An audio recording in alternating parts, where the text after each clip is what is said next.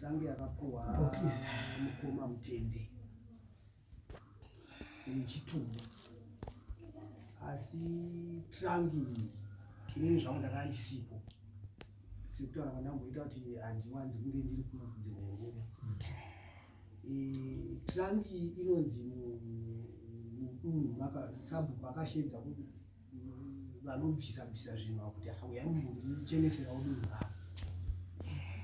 Saka trangi taiziva kuti trangi iri kwaBamunini, asi chinhu chakazoshamisa ndechekuti sabhuku akafamba ashedzwa nasabhuku. Trangi iyai yakazoonekwa nevanhu mugomo, asi iri trangi yakagoyiwa pazvitumba zvemhuri yedu isusu.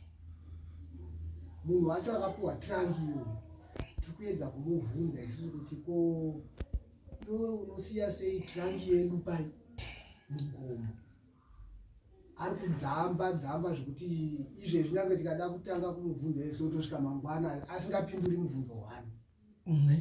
Trangi iyoyo iri mugomo nanhasi.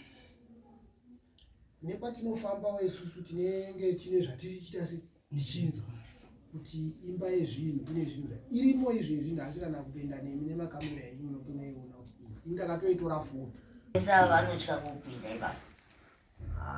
Vanhu vanenge vachitya. Haina unaka. Ini hangu ndakati trangi yemukoma